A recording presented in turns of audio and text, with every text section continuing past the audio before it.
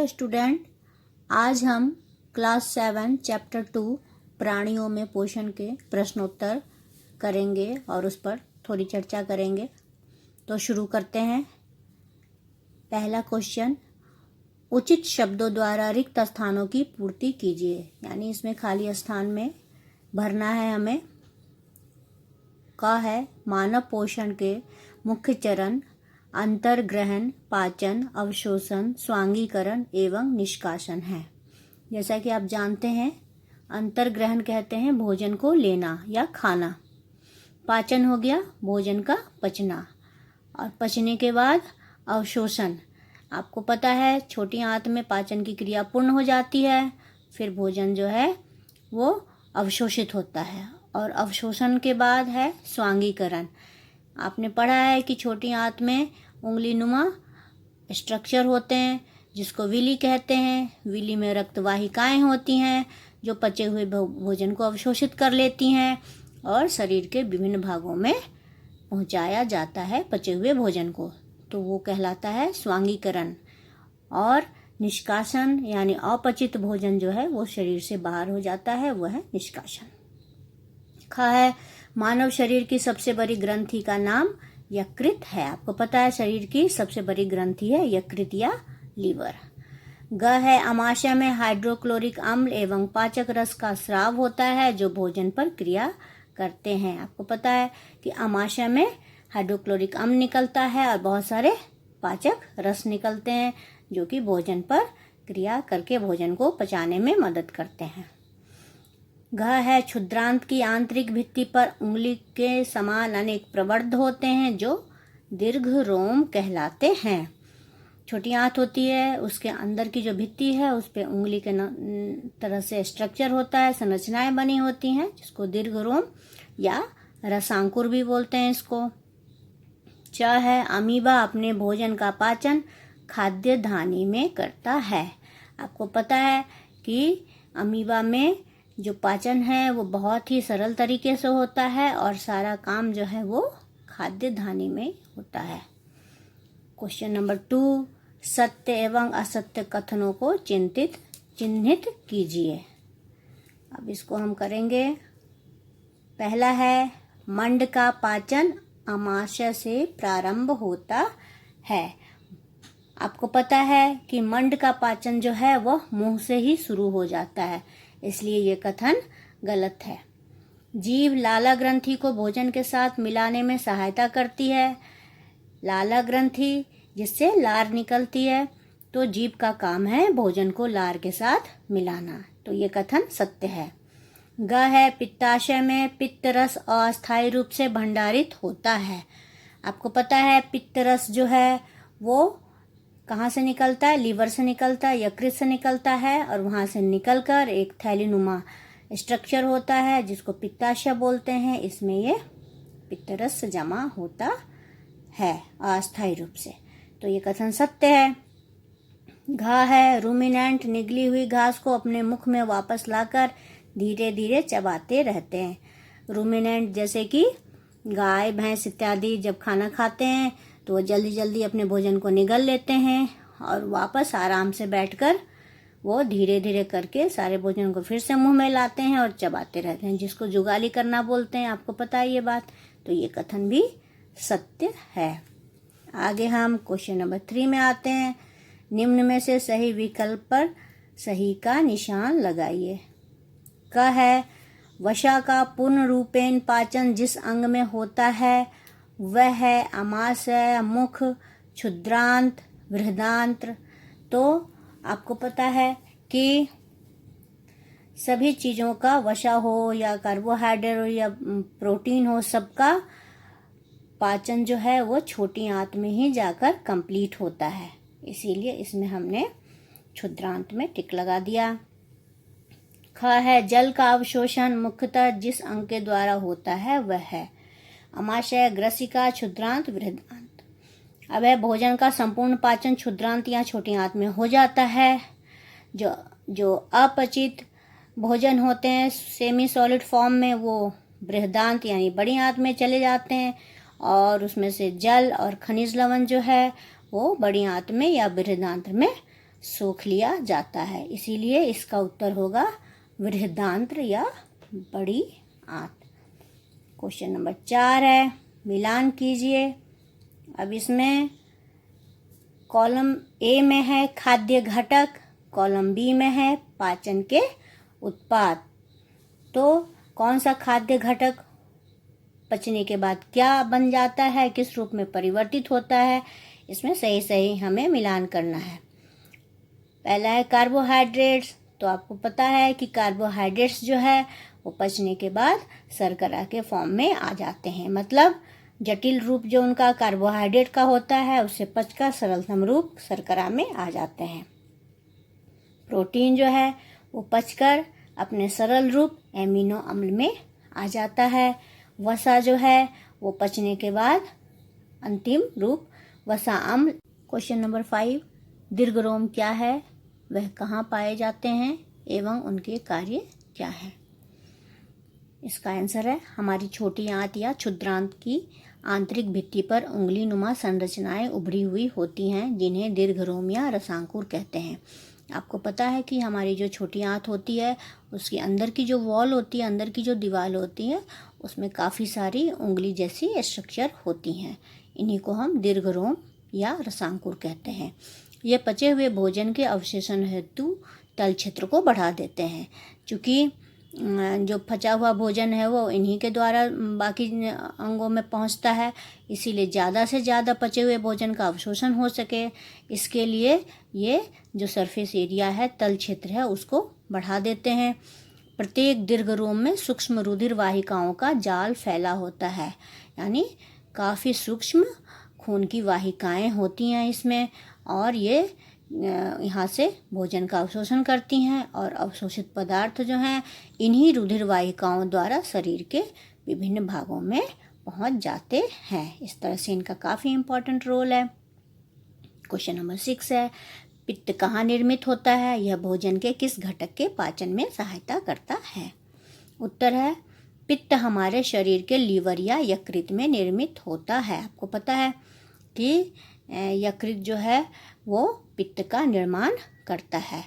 यकृत या लीवर में पित्त बनता है और वहाँ से वह एक थैले जैसी स्ट्रक्चर होती है जिसको पित्ताशय कहते हैं, उसमें जमा होता रहता है।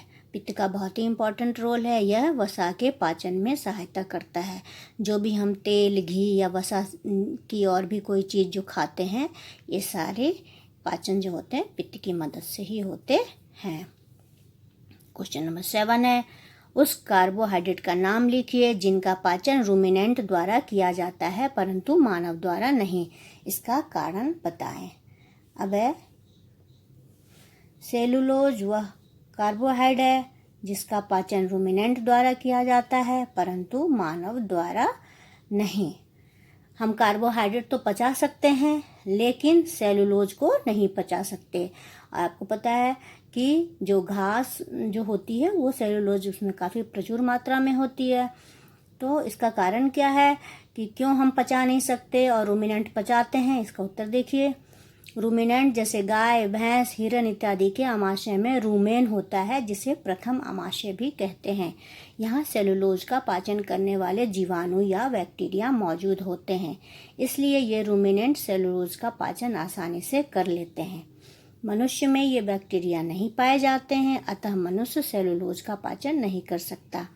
उत्तर में यह बिल्कुल स्पष्ट रूप से बताया गया है कि रूमिनेंट के जो शरीर में जो आमाशय होता है और आमाशय में एक पार्ट होता है रूमेन, जिसको प्रथम आमाशय भी कहते हैं। तो यहाँ रूमेन में कुछ इस तरह के बैक्टीरियाज या जीवाणु मौजूद होते हैं जो सेलुलोज को पचा लेते हैं, लेकिन हमारे शरीर के अंदर इस तरह के जीवाणु नहीं होते हैं, इसलिए हम सेलुलोज को नहीं पचा सकते। क्वेश्चन नंबर 8 है, क्या कारण है कि हमें ग्लूकोज से तुरंत ऊर्जा मिलती है। इसका उत्तर है ग्लूकोज कार्बोहाइड्रेट का सरलतम रूप है, अतः जब हम इसे लेते हैं तो इसे पचने की आवश्यकता नहीं होती और हमें तुरंत ही ऊर्जा प्राप्त हो जाती है। अब आपको ये जानकारी है पहले से कि कार्बोहाइड्रेट जो है वो काफ़ी जटिल रूप है, तो इसको हम सिंपल फॉर्म में बदलते हैं, और जो ग्लूकोज होता है वो इसी का सिंपल फॉर्म होता है, सरल रूप होता है। तो कार्बोहाइड्रेट का एक तरह से पचा पचाया रूप है ग्लूकोज। यही कारण है कि जब हम ग्लूकोज को लेते हैं तो इसे अलग से पचने की ज़रूरत नहीं होती, क्योंकि ये पहले से ही सिंपल फॉर्म में होता है। इसीलिए जब हम इसे लेते हैं तो यह तुरंत ही हमें इंस्टेंट एनर्जी जिसको बोलते हैं, तुरंत ही हमें ऊर्जा दे देता है। क्वेश्चन नंबर 9 है, आहार नाल के कौन से भाग द्वारा निम्न क्रियाएं संपादित होती हैं? इन सारे भागों के नाम लिखे हैं और इनकी क्रिया हमें लिखनी है। पहला है पचे भोजन का अवशोषण, यानी जब भोजन पच जाता है तो इसका अवशोषण कौन से भाग में होता है? इसका उत्तर है छोटी आंत या क्षुद्रांत। आप जानते हैं कि छोटी आंत में पाचन का कार्य पूर्ण हो जाता है, और पाचन के कार्य पूर्ण होने के साथ साथ अवशोषण का काम भी, इसके जो इनर लेयर है छोटी आंत की, उसमें विली होती है जो भोजन को, पचे हुए भोजन को अवशोषित करती है। इसलिए इसका उत्तर है छोटी आंत या क्षुद्रांत। नंबर 2 है भोजन को चबाना। भोजन को चबाने का काम मुख गुहिका में होता है। क्वेश्चन नंबर 3 है जीवाणु नष्ट करना। खाने के साथ जो भी भोजन के साथ जीवाणु या बैक्टीरिया चले जाते हैं तो इसको नष्ट करने का काम आमाशय में किया जाता है। उसके बाद चौथा है भोजन का संपूर्ण पाचन। भोजन पूरी तरह से पचता है क्षुद्रांत या छोटी आंत में। और नंबर 5 इसमें है मल का निर्माण। मल का निर्माण बड़ी आंत या बृहदांत में। जब भोजन पच गया तो जो अनपचा भोजन है वो बड़ी आंत में आ जाता है। इससे जल तथा जो भी खनिज लवण है वो बड़ी आंत द्वारा सोख लिए जाते हैं, और बचा हुआ जो मल है वो समय समय पर शरीर से बाहर निकाल दिया जाता है। अब है क्वेश्चन नंबर 10 है अमीबा एवं मानव एवं अमीबा के पोषण में कोई एक समानता एवं कोई एक अंतर लिखिए। समानता है मानव एवं अमीबा दोनों ही विषम पोषी हैं, अर्थात दोनों ही अपना भोजन स्वयं नहीं बना सकते हैं और भोजन के लिए दूसरों पर निर्भर करते हैं। तो मानव भी अपना भोजन खुद नहीं बना सकता और वो अपने भोजन के लिए दूसरे पौधों पर निर्भर रहता है। उसी तरह से अमीबा भी अपना भोजन खुद नहीं बना सकता और वो भी अपने भोजन के लिए दूसरों पर निर्भर करता है। इस तरह से दोनों में एक समानता है कि दोनों ही विषम पोषी हैं। अंतर क्या है? मानव में पोषण का कार्य एक जटिल प्रक्रिया है। अलग अलग पोषक तत्वों का पाचन अलग अलग जगहों में होता है, जबकि अमीबा में पोषण बहुत ही सरल होता है और पोषण एवं पाचन का सारा कार्य खाद्य धानी में होता है। अब अंतर यह है कि मानव में जो पोषण का काम होता है, न्यूट्रिशन का काम, वो एक बहुत ही कॉम्प्लेक्स प्रक्रिया, बहुत ही जटिल प्रक्रिया है, सरल प्रक्रिया नहीं है। अलग अलग तत्व होते हैं, उनको अलग अलग उनका पाचन होता है, अलग अलग जगहों पर वो पचते हैं। इसके विपरीत अमीबा में क्या होता है कि पोषण बहुत ही सरल है, सिंपल है। इसमें ज़्यादा अंग नहीं होते, कोई मुंह नहीं होता कि वहाँ से मुंह से जा कर के आमाशय में जाएगा और आगे छोटी आंत बड़ी आंत, ऐसा कुछ नहीं होता। इसीलिए हम कह सकते हैं कि अमीबा में पोषण बहुत ही सरल होता है और पोषण एवं पाचन का सारा कार्य जो है वो खाद्य दानी में होता है। तो इस तरह से ये बहुत बड़ा अंतर है मानव एवं अमीबा के पोषण में। क्वेश्चन नंबर 11 देखते हैं। इसमें मैचिंग का क्वेश्चन है। Column A, column B. Column A में है लाला ग्रंथि, आमाशय, यकृत, मलाशय, क्षुद्रांत और बृहदांत। अब इनके कार्यों के हिसाब से हम इसको मिलाएंगे दूसरे कॉलम से। तो लाला ग्रंथि को हमने नंबर 3 से मिलाया है। लाला रस स्रावित करना।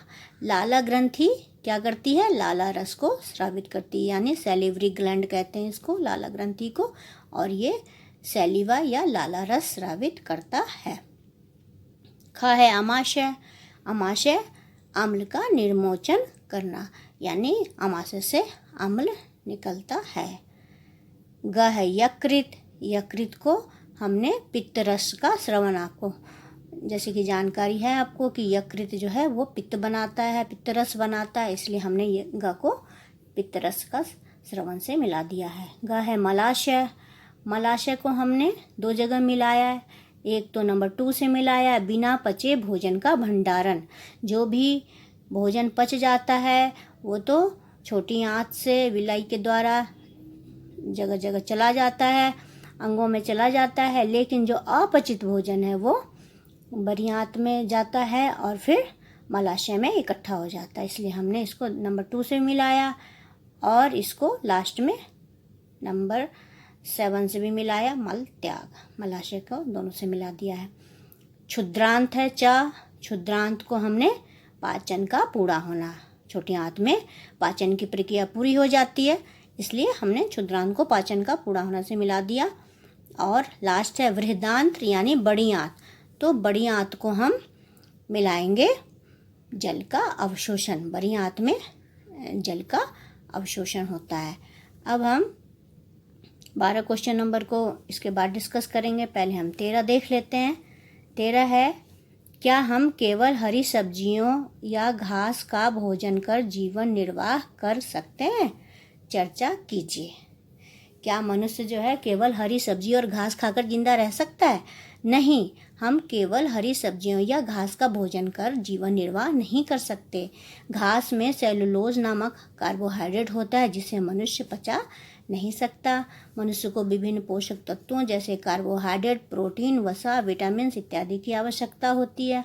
तो यह है कि घास तो हम पचा ही नहीं सकते क्योंकि घास में सेलुलोज होता है, और घास को पचाने के लिए जैसे कि आपने पीछे पढ़ा कि ये सिर्फ रूमिनेंट पचा सकते हैं, मानव नहीं पचा सकते, क्योंकि रूमिनेंट के जो रूमेन में एक खास तरह की बैक्टीरिया होती है जो सेलुलोज को पचाती है, तो वो बैक्टीरिया मानव में नहीं होती, तो घास तो हम पचा ही नहीं सकते। जहाँ तक बात है केवल हरी सब्जियों को खाकर रहने की, तो मनुष्य को विभिन्न तरह के पोषक तत्व जैसे कार्बोहाइड्रेट, प्रोटीन, वसा, विटामिन इन सब की आवश्यकता होती है। अगर हम केवल हरी सब्जियों को भोजन के रूप में लेंगे तो हमारे शरीर में इन पोषक तत्वों की कमी हो जाएगी। अतः हम केवल हरी सब्जियां या घास का भोजन कर जीवन निर्वाह नहीं कर सकते। अब हम क्वेश्चन नंबर 12 डिस्कस करेंगे। क्वेश्चन नंबर 12 है, चित्र में दिए हुए पाचन तंत्र के आरेख को नामांकित करें। ये पहले तो आप इसको अपनी कॉपी में बनाएंगे और उसके बाद नाम लिखेंगे। तो सबसे पहले किनारे में देखिए थैलेनुमा जो स्ट्रक्चर है इसको कहते हैं पित्ताशय या गॉल ब्लैडर। इसमें लीवर के साथ ही होता है ये, तो लीवर में जो पित्त बनता है वो इस थैलेनुमा स्ट्रक्चर में जमा होता है। दूसरी तरफ देखते हैं अमाशय है। अमाशय के नीचे अग्न्याशय है जो एक लीफ लाइक स्ट्रक्चर दिख रही है आपको, तो ये अग्न्याशय है। और अग्न्याशय के नीचे क्षुद्रांत या छोटी आंत होती है।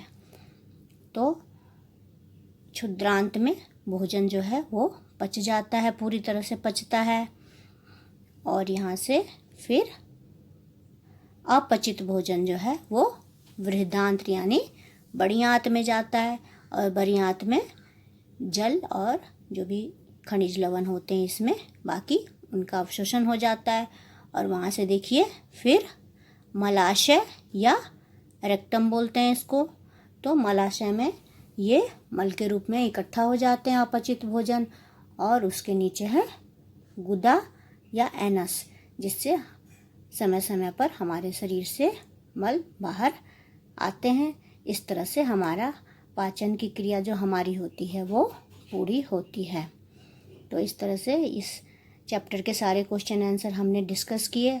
आशा है आपको पसंद आया होगा। बहुत बहुत धन्यवाद।